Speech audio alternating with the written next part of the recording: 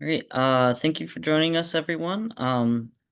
We're here as the Queers as Scene Fest with Natalia from Mysto Press, talking about horror as healing, building community by queering horror. Thank you, Natalia. All right, thank you for having me. Thanks for joining me today. And thank you to Queers Us for having me host this panel for the Queers Us Scene Fest. So I'm excited to share my work as a queer horror artist and talking about horror as a genre that as healing and having the potential for healing, especially queer horror. So, before we start, hi, my name is Mysto. I use they, them pronouns. And I am a queer Latina comic artist and illustrator.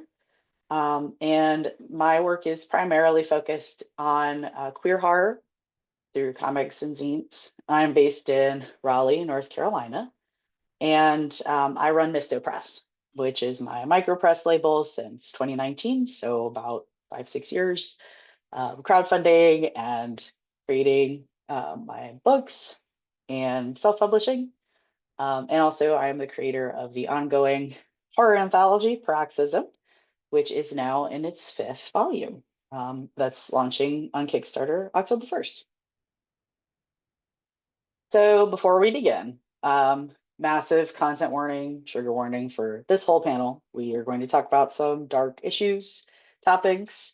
I will try to try to spin everything in a positive way, but these are just some of the topics that we will be covering. So just be warned, if none of these are your bag, then maybe just proceed with caution. So why queer horror? I first heard the term queer horror being used at a San Diego Comic Con panel that was literally titled Queer Horror, and it invited a lot of queer writers and filmmakers, directors, and they all talked about their own unique perspective when making their work. And I realized while watching that panel, oh my gosh, I am a queer horror artist, and I have always been. And I didn't even know the term existed. So what's really cool is that a lot of people are now using queer horror and in their work like explicitly, and it is now kind of a growing genre. And it focuses. What's cool is that it focuses on queer protagonists, queer creators telling their own stories, having those protagonists at the center, and having it be stories that we ourselves from the LGBTQIA plus community get to tell to our audience. Like I said, it features a more deliberate use of themes of queer identity, lived experience, their unique struggles and perspectives to tell their story through the visual themes, through the story themes. So if you're like me, this is really great news for those of us who are so used to searching for the crumbs of representation in the past. It's great to see the genre growing, and it's really awesome. And I personally, in my stories, am very careful about how I approach a, let's say, demise of a character, a queer character. I never want to use the persecution of them or their identity or self hatred as a reason for a character's demise or as a motivation to do harm. So I try my best to avoid the bury your gaze trope, although I think it is not a bad thing to have stories that don't always have a happy ending, especially if they are based in horror. So as long as you're careful and mindful about how you go about it. For me, that's what the cool, fun monsters are for. And it's really fun to draw them. Here's a panel from a mini comic that I finished this year called Just a Regular First Date, where two guys meet on a dating app and as it turns out, one of them has is possessed by a demon, and the other character is excited to date both the guy and the demon. So the very first comic that I ever had the opportunity to publish is The Black Rabbit. So I originally wanted to start my journey into crowdfunding and self-publishing comics by sort of having a flagship title, a work that stands alone. But I was terrified of doing Kickstarter as someone who didn't really have a big audience, um, to be like, hey, crowdfund my story about a gay vampire dom, and it's, bloody and creepy and stuff. So instead, the idea for it to belong in a anthology sort of was born. So Paroxysm became the place where I invited other creators to make work alongside me. And this comic was part of the first volume that we crowdfunded in 2019.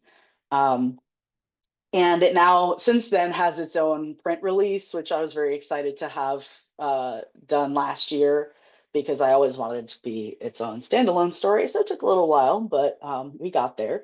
And The Black Rabbit is basically the way that I pitch it at my table is a gay vampire horror noir, featuring the main character, Derek, who is a gay vampire attempting to survive after being rescued from being trafficked and turned into a vampire, in fact, as part of their trafficking ring by becoming a gay dom. And he was rescued by a cop who was closeted and who was part of a raid that broke up that trafficking ring years ago.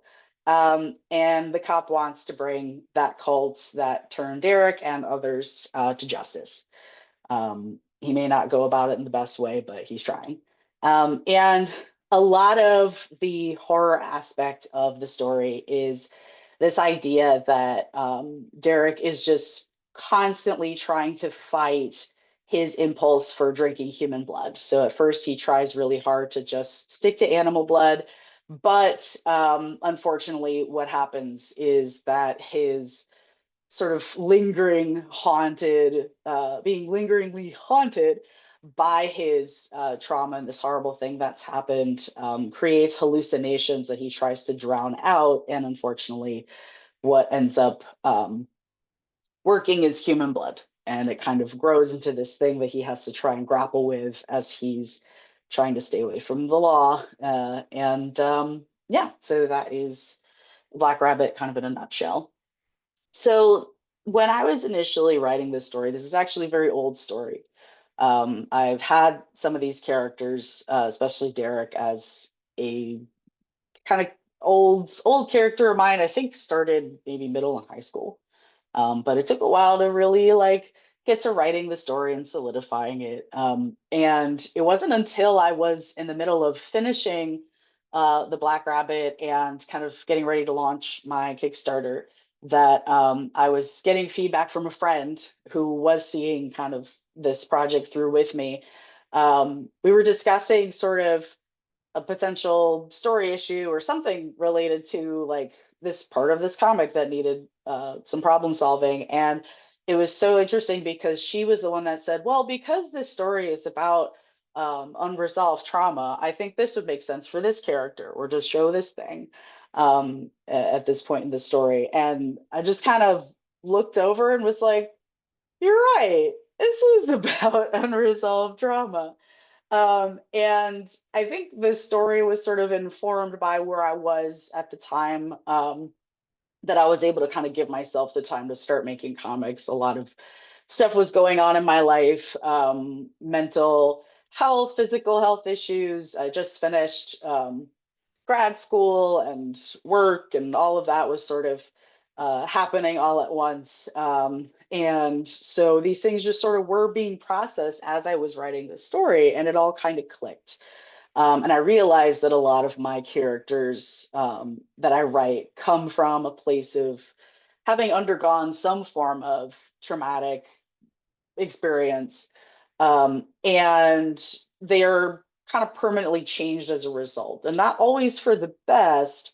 Um, but it became this way for me to draw from a unique perspective of how to discuss healing and how sometimes it can go not as planned. The idea that healing isn't a linear process of, it's just roses and everything is great and then you get better and everything's fine at the end is not reality for a lot of people. Obviously, there is potential to heal from incredible things that can happen to you. But I think centering stories sometimes on the theme of this isn't always, the greatest process to go through. There's always an opportunity to heal from anything. But the idea that it can go wrong or that it takes a lot longer than we expect is something that I think connects with people, and is just important as positive stories centered on healing. This particular comic depicts sex work, and obviously representations of trauma. I try to be very, very careful about how I depict it. So there's nothing like, this isn't what happens, this is the thing that happened, because I don't think that that helped to tell the story. I think doing a lot of my research to understand that world and sort of be very intentional about how it was brought into the story to serve the characters and their development, I think helped to make it as successful as it was. And so I was always terrified of, what if I didn't actually do enough justice to handling these dark topics. But I did get sort of that validation after people have read the book and kind of said, "Yep, this pretty much checks out with their experience." So that was a huge relief. So, when we're talking about horror and the general kind of way that we would describe it, or what its benefits are as a genre of storytelling, ultimately, horror is a few things. So, um, first, it's the fear of the unknown. I did not make Over the Gargoyle. But I did do a lot of the other work that you're going to see. And because it's fear of the unknown, I think that's a very primal, sort of universal fear and way of connecting to horror media that we consume and enjoy. But also, just we don't know. We don't know what the future is. We don't know what lurks. And so we try to escape it through these sort of artificial ways of experiencing fear and adrenaline and all of those feelings through media. So better the devil you know, essentially. Sometimes the fear of the unknown can be so overwhelming that it's like, I'll just put that aside and maybe not contemplate that. Um, so I think in recent years, for me anyway, with having just finished Paroxysm Volume 1 and The Black Rabbit, this was literally like towards the end of 2019. And in 2020, I officially formed Mysto Press and was really excited to get started and table at events and sort of make more books as I went along. And then the pandemic happened, and quarantine happened. And it became kind of a space for me to make a lot of work. And so by the time I was able to start tabling again in 2022, I had a lot of time to sort of really reflect on the themes that I wanted to touch on in my work, including trauma and using that as a transformative sort of thing. And so the idea of replacing real fears with fake ones, or I guess artificial ones, could potentially help us cope. So watching a lot of movies and watch alongs during Halloween season online, like really helps connect as like a collective. We're experiencing this really cool thing that we enjoy, and sort of, for a time, we can forget the actual horrors of the real world. I call this visceral voyeurism. And this actually was a term that I coined when writing a article for the SideQuest blog that primarily touches on games when referring to horror playthroughs. So horror games, especially, are kind of this designed experience to go through something and at the end sort of feel like you really resolved that story and kind of was an active participant in it. So whether through comics or movies, other pieces of media, like we are kind of looking into something happening to others. And so there is no direct harm as we are watching that story unfold. Um, but with the pandemic, I think the idea that we all sort of had a unique or like an overall collective shared experience negates the number of ways that individuals have actually been affected or what their unique experiences were with the pandemic. So I think any kind of take based off of how you experienced that time is an important thing to highlight so that we don't all have this idea that like, oh, we all got through it and everything's fine. Some people are still like to this day having lasting effects. So these pages are from a story I wrote called Muse that appears in the second Paroxysm book, and that got crowdfunded during 2020. And it is sort of a my love hate letter, I guess, to art school and sort of um, how you kind of have to endure a lot of hardships, deadlines, stress, how you can sort of fall into these pits of overwhelm if you're not careful and take care of yourself. And so one of the main characters gets bitten by a bug that he finds in a art supply closet while they're looking for materials to work with for their final project, junior final project. And it creates a rash on his hand, and the rash grows and uh, it takes over his whole body. And I actually developed a rash early on in quarantine that I thought it was from overwashing or something like that, because I heard that happen to some people. But it turned out I had some other allergy going on. But that rash, I was sort of questioning for about 9 months, and they just wouldn't go away. So I kind of use that as a way of, I guess, as part of this story. Like, okay, we're kind of suffering the same thing, only I don't turn into a monster at the end. Um, so I guess that was my way of being like, there's this very specific thing that happened to me, and I get to sort of use in this work. Um, so I talked about visceral voyeurism in horror playthroughs, and specifically in that article for SideQuest, I focused on the Silent Hill game series, and I think that is a very big example of a piece of media that is directly connected to the themes of trauma. In the early games, especially Silent Hill 2, that's one that people love so much. I do as well.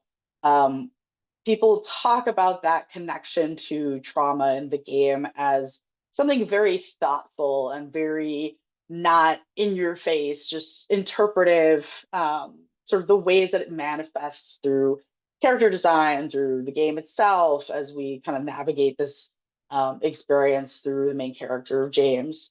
And these are pages from a fan comic that I made last year, uh, kind of based off of this idea of purgatory and how based off of this character's actions there isn't necessarily like a happy ending that lasts for him.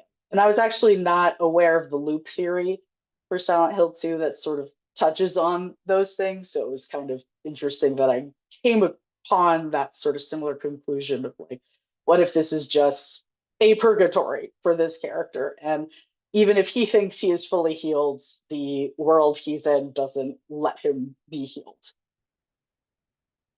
So, from those early games and how they were very deliberate in their use of trauma as a theme, the most recent iterations of the franchise have not been subtle or artful about their depiction of trauma. And I use these as examples of when I was making the Black Rabbit, for instance, people weren't really talking about trauma in the way that they do now, as something like this is a story about trauma or a personal trauma. And so with these recent games, the short message, which is the panel on the bottom, it's literally about a character who is experiencing visual manifestations of guilt for being involved in harassing another student.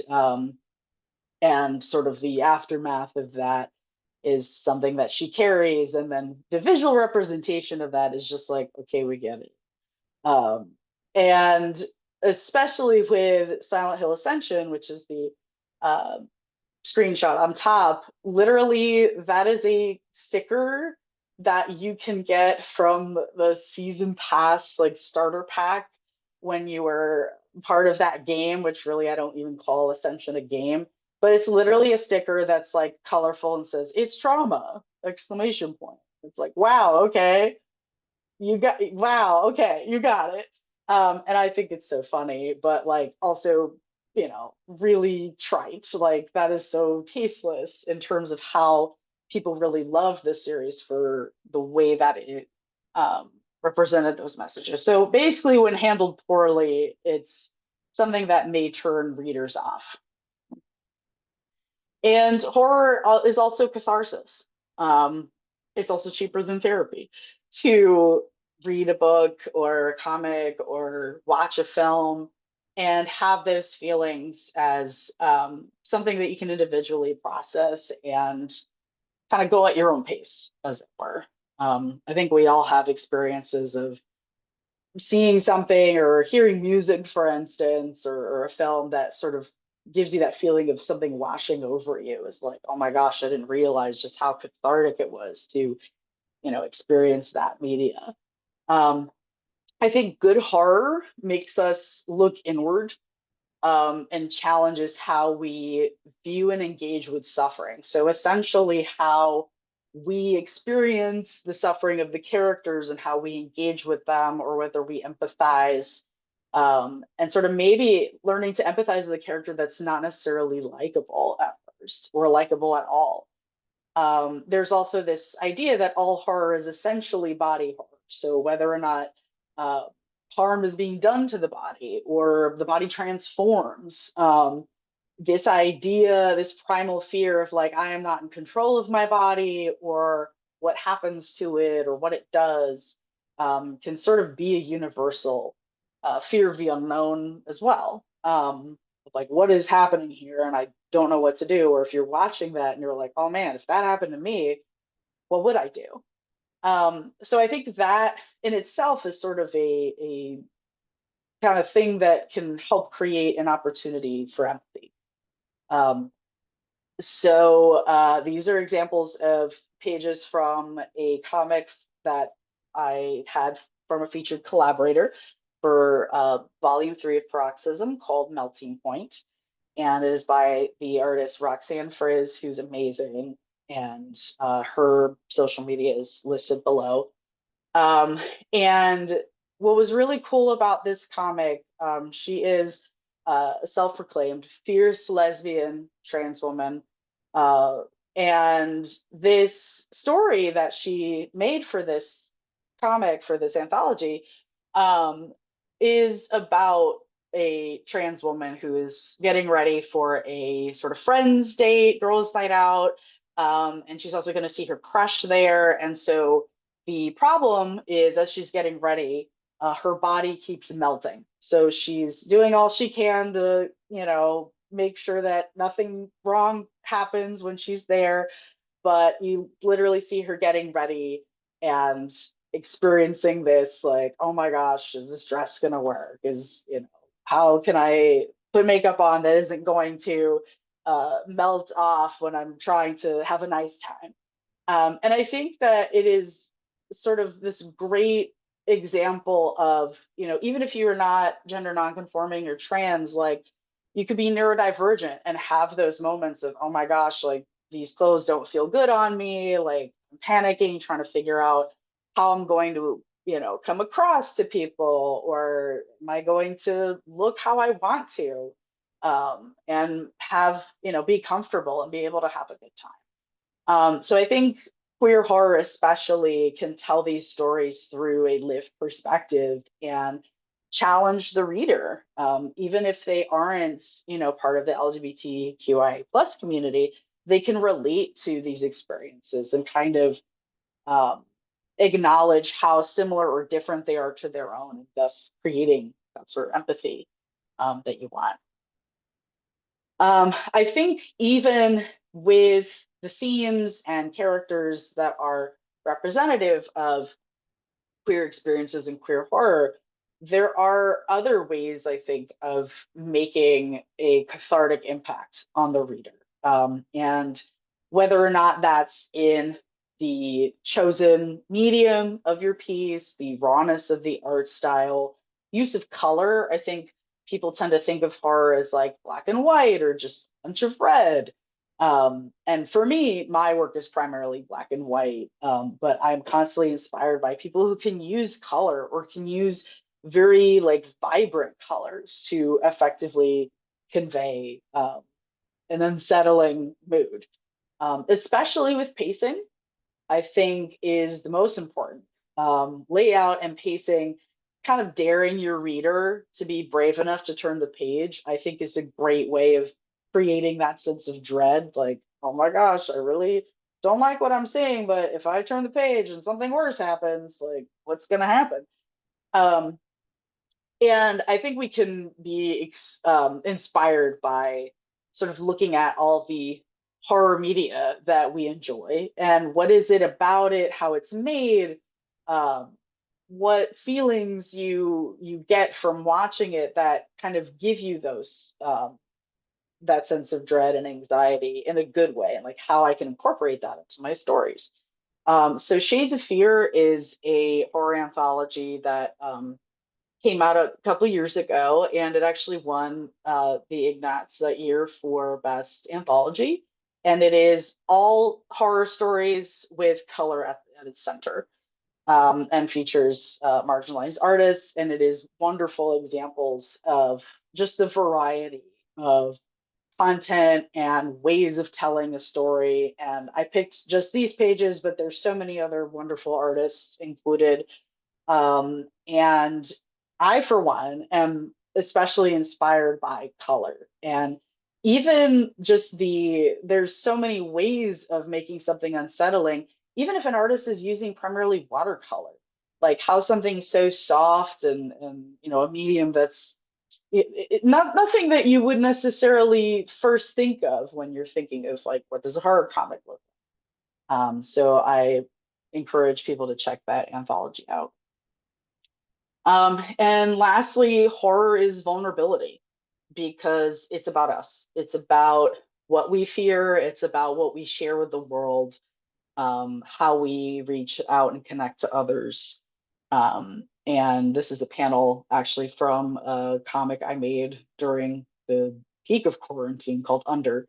That's about sort of the catharsis of being underwater and kind of feeling your feelings, and giving yourself time to heal, which is very hard, I think, for us sometimes. So the reminder that we can take our time is important because then we can make the work that we really want to make when we're completely present. I think much of horror is this intimate exchange between the creator and the audience. They're sharing parts of themselves. They're sharing, like, hey, this is something I'm afraid of, or this is something that I experience that is deeply personal, or, some sort of way of sharing things that we wouldn't share with others, in if that makes sense, just through like, hey, let me lore dump, this thing that happened to me. Like the way that horror can also connect you with those experiences, um, kind of makes it worthwhile, I think, because sharing and being vulnerable is in its own way totally terrifying. You never know like how you're going to come across, or it's just something very like, this is a part of me and I don't want that to be judged. But I think what's super rewarding about telling stories from that personal place is that you give a way for others to describe their feelings, how they relate in ways that maybe they couldn't do so themselves. Like it has been so rewarding for people to pick up my work and kind of say, like, I would not have known to describe this experience the way that you did. These are panels to the right from Vessel, which is a mini comic that I made last year. And it is about my personal experience with dysphoria and queer identity, based off of real things that were said to me along that journey. Um, I can hear. Um, and sort of this idea of, maybe I was just given the wrong body. Like we were all assigned a body, but what if someone took the body that belonged to me? And what'll happen if I see it? Will I recognize it? Will I be able to get that body back? Um, and so my idea of dysphoria, or my idea of, my own journey, is different from other people's journeys and other ways that other comic artists have depicted their own issues with their identities and dysphoria and all of that goes with it. But essentially, I always pictured myself as sort of this gooey blob, and just wearing skin. So in this comic, I kind of take over this other body, and to me, the way that this comic was healing in terms of, like, I've never told a personal story before. Like it's always been this fictional thing with personal touches, but how adding my own unique voice to that collective of stories about queer body horror. Essentially, I'm like, this is queer body horror. Even if it is a very personal story, there's, something that others with those experiences could connect to. And I think at this point, adding your voice to that ongoing dialogue of queer experiences and queer identity is vital. Otherwise, other people will write your story for you, which has always happened, where people are trying to say what you experience, but they haven't experienced it themselves. So having your own unique voice sort of shine through your work is very important. Um, I don't think I need to point out that your voice is super important right now.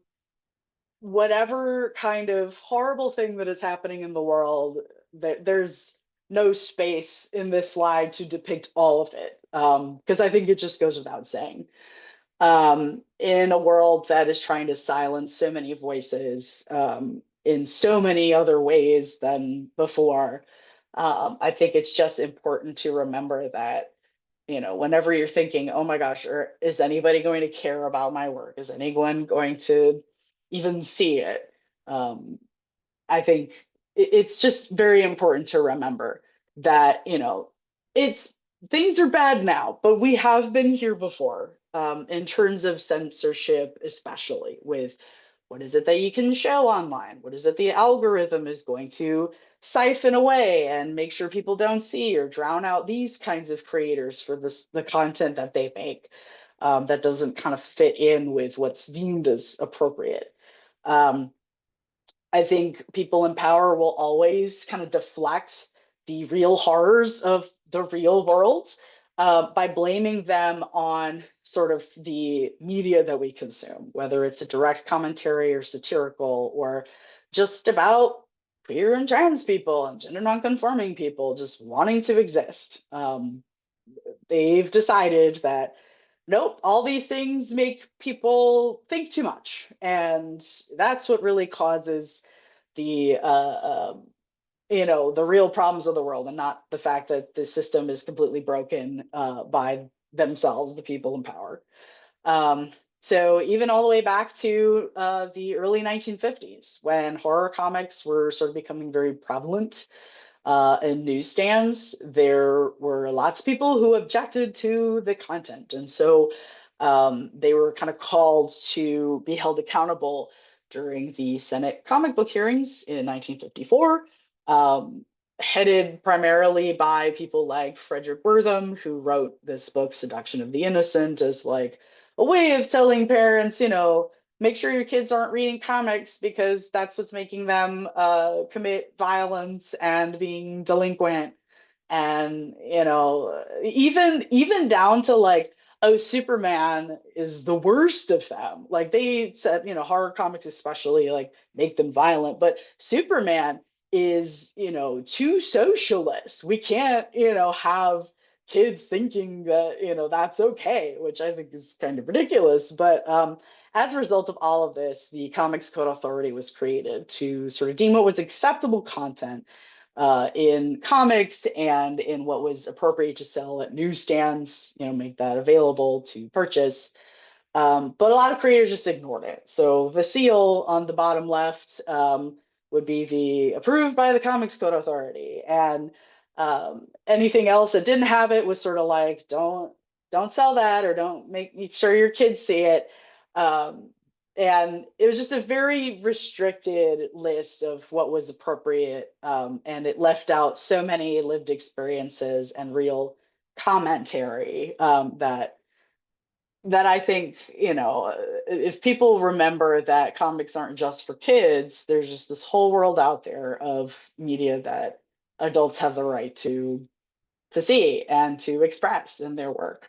And through all of this, the people working comics were always fighting back, and sort of pointing out, like, the horrors of the world are things that we can fix, but we would hope that you would think our kids are smart enough and discerning enough to know that these stories that we're telling aren't real. Like, they can think for themselves, and you can literally see that in many of those comics that came out of those hearings, and during that time, directly critiquing Wortham in like literally having characters that are like, oh, what's going on here? You shouldn't be showing all this to the kids, and literally having these people sort of prove him wrong through these comics, which I think is inspiring and encouraging to know that we have always been sort of fighting for our ability to be to freely express what we want. So that's really cool. But how do we fight back today? Like in the 50s, they didn't have Instagram. They didn't have like all these platforms. And certainly a lot of these artists were not telling stories from lived queer experiences, right? So what do we do? I think that, it is kind of bold to say, like, keep being fearless about making the work you want to see in the world and sharing it, because you will be surprised sometimes by who picks up your work and says, oh my gosh, like, where has this been all my life? I want to see more of this. I'm always surprised when people approach my table and see my work and say, oh my gosh, we need more queer horror in the world. Like, keep making this work. It's so important. It's stuff I enjoy. This is my jam. I didn't even know it was my jam. And I think a really important way to fight back is to create a document of your work through physical media, through physical copies of your zines or your comics that exchange hands and directly connect with readers, especially in a online climate that is drowning out all the voices that they deem, like, this isn't stuff we want to push to our our users on these platforms because it's not going to make us money. Like, there's so much of this idea of like, who's going to care? I just post this in a void, and in 5 seconds it becomes irrelevant. So I think physical media still to this day can solve that problem of ephemeral engagement, if you will. Creating spaces for yourself to make your work. So whether it's a studio or a room that is dedicated to having all the things that you love and things that help to, inspire you and to focus and make your work in a safe place. I think that's super important to fight back the invasive thoughts of, who cares? What's the point of all this? And making space for yourself along with other creators. So whether that is, going to a local LGBT center or mutual aid hub or spaces, free spaces that are designed for community. So whether they have art nights or craft nights, you can go and join and meet other artists, or being part of local events, local zine events, or the cartoonist cooperative, like having these online spaces where you can give feedback and share your work. Even creating co-working spaces on Discord, like you're just all together in a call and you're just working on stuff together, creates that studio environment. Because let's face it, making comics is incredibly isolating. So anything that helps us share support with one another and resources can really help us get through the tough times. Um, this is a comic I have not yet been able to publish, but I did finish it last year. It's called Starbell. And honestly, it's a much more light comic in terms of scares than I think I've ever written to this point, but it has a lot to say, kind of underneath the surface. So it's literally about this story of a little boy who is so excited to meet characters from his favorite show at an amusement park, and the show is Starbell and the Dream Circus. He loves Starbell, but because he's in a crowd of kids that keep, standing up and being in his way and pushing and shoving, he doesn't get to see much of the show or meet the character. But later, he has sort of a strange encounter with Starbell, and it sort of raises this awareness of, hey, there's harassment going on, there's abuse going on with the people who this character works with. And if you'll notice, the bathroom stall this character goes in is kind of confusing to the little boy, but eventually he sees who is the face behind this character. And I have not said or clarified exactly the gender of this character, because I wanted to sort of leave it open to whatever it is that you can connect with that character. But essentially they connect in a human way, to the point where they share the name Lucas. It's actually the performer's middle name. And so at the end, the performer gives our kid Lucas a little star that's part of their show, and says the sort of signature line of Starbell, which is, "Inside you is a big bright star. Don't let anyone dull your shine." So the abuser gets his comeuppance, but that is not a page I'm sharing. So I think, as we're thinking about these personal stories and the effect that they can have on us as we're making them and as we connect to readers who are seeing them, I'd like to highlight Kayla E's recently published book, Precious Rubbish, by Fantagraphics.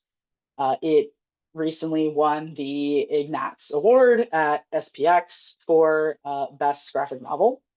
And it is a graphic memoir about Kayla's own experience growing up with abuse, alcoholism, practically every horrible thing that could happen to a child in a family of religious extremists with untreated mental health issues, and how that affected her. And despite how this art style appears, some people have described it as the scariest book they've ever read. And I can attest to that. It is the most colorful punch to the gut, I think, that I can recommend. But through it all, it took her a very long time to actually write this story. And the excerpt from her acceptance speech, just a few weeks ago, in fact, I think says it all. Making this work was not healing for her, but she says sharing the work has been. I can only make this book safely because I took my time. I built distance, chose a new family, found sobriety, and I did the work to come back to the story without being destroyed by it. And she thanks her readers for helping to transmute this pain and horror into something beautiful, which I think is the ultimate reward. it can be extremely taxing to tap into your personal emotions, and creating a work that others can somehow relate to, despite how personal that might be. And I also think that the idea of, well, I need to tell these stories and make this work and have it come out now because now is such an important time for these stories to exist, can overwhelm you and cause you to freeze and not actually make any. But the motivator of, there is space for that work down the line when the dust settles. People will be welcoming those stories with open arms. And if you need to give yourself the time to take care of yourself now, you'll be able to make that work when the time is right.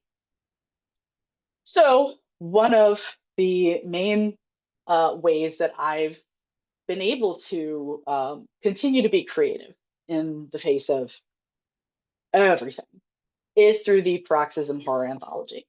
So, I initially did not set out to have it be a space for collective healing, but it's kind of become that based off of the contributors I've welcomed into each book. A lot of them are recurring contributors. I try and have a rotation of new ones. And based off of the themes of each book, because every book has a unique theme, it's been a way for some artists to create the work that they wouldn't otherwise have the time or the space in their body of work to really create. And I am so glad that I've gotten feedback from the contributors that it's helped them in their own way, through their creative journey, through their careers, being able to create more work for themselves and sort of being proud of having pushed their boundaries to make something that they otherwise wouldn't have thought to make, um, has been really great to hear. Sharing the same deadlines together and working towards that common goal, like let's get this book ready for the Kickstarter, and kind of promoting it and getting it funded, and um, is has created that sense of community. I always make work for the anthologies, so I work right alongside them, sharing those same deadlines, because it's the camaraderie of it that I think has helped me persist in the face of those feelings of like, what even is the point? Um, and yeah, because like I said, making any kind of work can be isolating.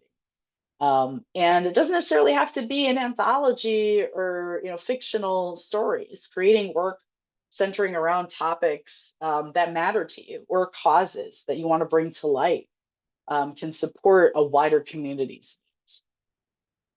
So I'd like to end with the last few pages of Roxanne's comic Melting Point, because it always chokes me up. I love this comic so much. I've made it be sort of the end to the collection, volume 3, where our main character has been so worried about melting and how she's looked that she finds out that her crush at the same outing has the same feelings of insecurity in her own body.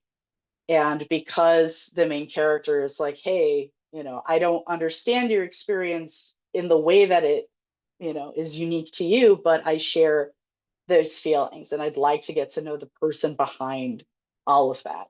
And because of that vulnerability, she is able to come out of hiding, and the two realize that they both have this sort of melting. They melt into each other and they find one another. And it's just, to me, I think it gives a sense of hope with how you share yourself and open yourself up to vulnerability. You can find that connection. You never know where you will find it, but it is there, and you will find it in your audience, in other creators, and I think that helps us all sort of heal a little bit at a time. So I'd like to thank you all for having me, and for your time. You can find my work at mystopress.com. Mysto Press is also my socials handle, so the QR on the left is all of my links to shop and all of that.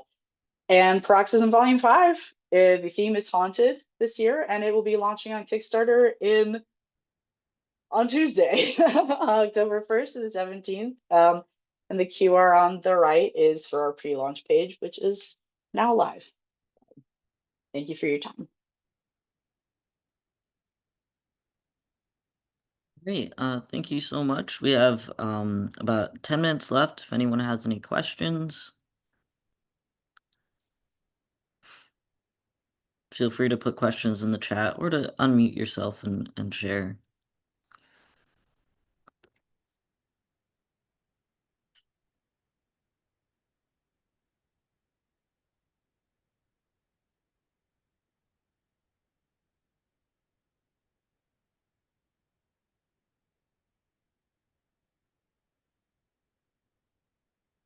Um, I just like to say personally that I really enjoy reading horror comics. And I found this presentation was really great. We do have a question in the chat. Siren says, "Are there any specific horror tropes you enjoy reclaiming or reinterpreting through a queer lens?" Ooh, that's a good one. I just love monsters. I know that that is a huge sort of way of depicting the other, and sometimes it's been something that's demonized otherness in horror, especially early horror. But I do like reclaiming the idea that monsters or transforming into a monster can be a way of looking at ourselves. I think sometimes in like, this is my true form, and it's a cryptid, or just I love designing monsters that are very kind of Freudian, if that makes sense. Like there's something about the design that can still be alluring, even though you're supposed to be terrified. And that sort of helps to question how you relate to the monster. Um, I think that would be a main trope, I think. That's a good question.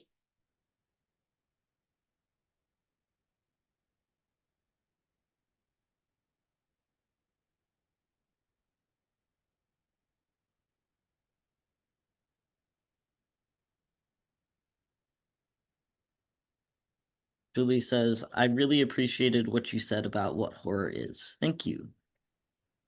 Thank you so much.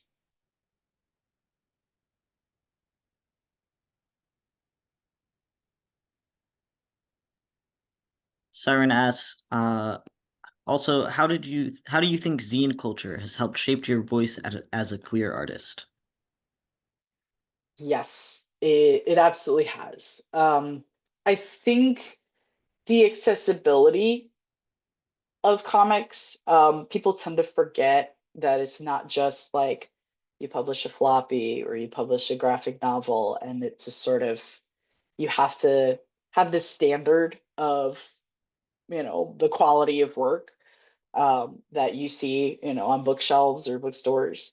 Um, when I first went to my first Zine Fest, I was incredibly inspired by how accessible the medium was. So even this idea that comics could look a certain way was sort of blown out of the water for me. It could look like anything. Zines could look like anything. They could come in so many formats, and sometimes the format is so unique to how the story is told that it's inspired me to like the mini comics I shared. They're literally just tiny, like folded comics, but yet I like the idea that you have to be really close to them and then you get the jump scare. So it's just inspired me to kind of see things in different ways and kind of take the pressure off of all my work has to be super perfect. I think as long as the choices you make kind of work in tandem with the story you're trying to tell, like that's what's going to really make it successful. So I think being inspired by queer artists, especially with how personal some of their zines were, or their comics, encouraged me to be able to tell more personal stories. So Vessel, for instance, was something I made in the span of a few days because it just jumped out at me. Like, this is something I want to say. And I've always been shy to be like, this is a personal story from my own life. And yet I managed um, to make that as a result of seeing others being brave to do that. Thank you.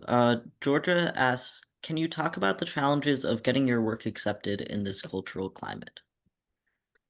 Absolutely. So, like I said, with social media, I think the idea that you have to censor yourself in order to be more accessible or more mass appeal has sort of bogged down a lot of artists' motivation to just make the work that they want to make. So I guess the idea of what is acceptable or what is accepted, um, it depends on where you find yourself. So whether you're trying to appease a certain comics community, that may give yourself too much pressure to make work that, looks a certain way. Um, but there are a lot of spaces for sharing the stories and the work that you do. I think especially in person, like at zine events, at comics expos, and there's a big zine trading community where I've gotten a lot of zines from others that I've traded for. And especially if they're similar in topic, I think that sort of speaks to who you're actually connecting with as like someone that would really be receptive to that work. Or especially with my anthologies, like, oh, these stories are kind of something I think my friends would like, or let me share this book with everybody I know. And I think, especially if you're doing in person, one thing that's helped me pitch these books without having to like talk about them over and over with anyone that approaches my table is having little cards next to them that are like, these are the topics, or if you like gay vampires, this is your book. And I think that sort of weeds out the potential of someone maybe asking a question that you're too uncomfortable to answer. Um, so yeah, I hope that helps.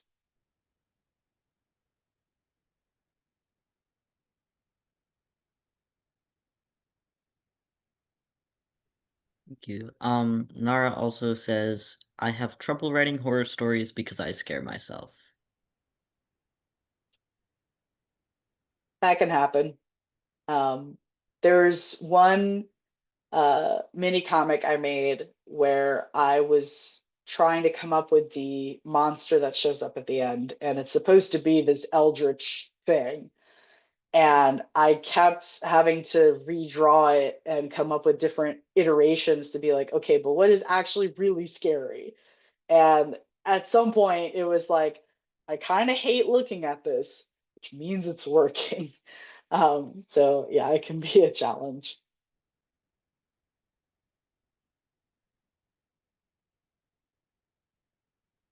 Great. Well, we're just about at time. Does anyone have any last questions before we wrap up?